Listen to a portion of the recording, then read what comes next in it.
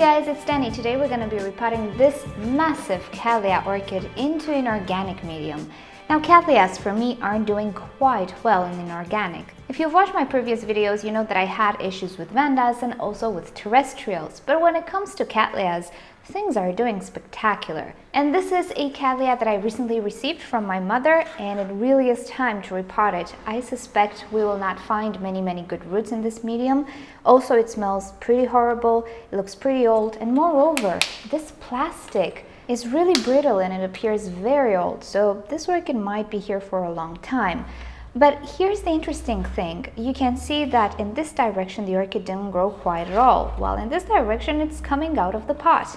And this is pretty much an example of how not to repot an orchid. You always have to keep in mind the direction of growth. I'm not really sure how this orchid looked like when it was potted in this particular pot, but it's pretty obvious that this is the older part of the orchids. The smaller canes do not mean it's the growing side. Most of the times it means these are seedling pseudobulbs. So yeah, this is an example how you should not repot an orchid. No matter how big the pot you will provide, if the direction of growth is towards the side, the orchid will start to grow out of the pot.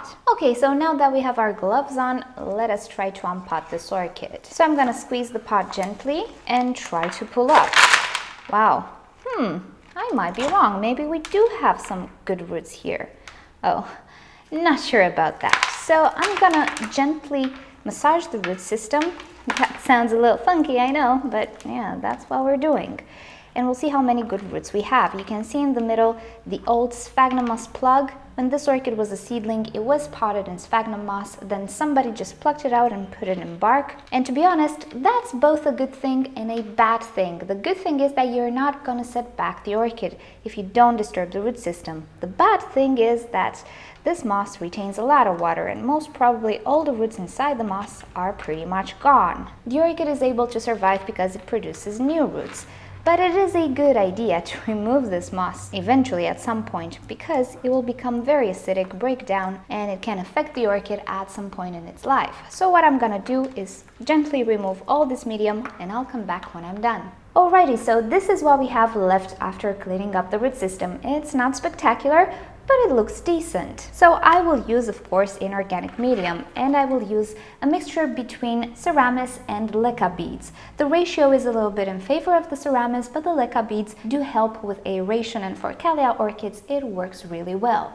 And here's the finished result. I did discover another growth pattern here. I'm not sure. There is an eye here, not sure if it's going to develop, but just in case it will, I left it a little bit of room, and I'll try to train it on this side.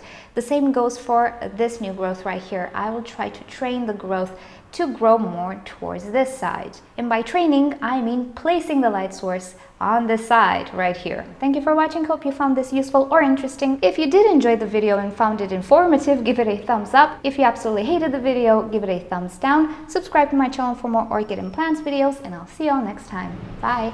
So here we are, the Brassavola little stars, with a total of 5 flower spikes. 1, 2, 3, 4, 5. Yeah. Well, I think it's less than last year, but the flower spikes have a lot more buds than last year. Do you see this? This one has 6 buds, this one has 7 or 8, not sure. I think it's 8. Anyway, last year I had a maximum of 5 buds, so this is a bit of an improvement, I would say. Cannot wait for this girl to be in bloom.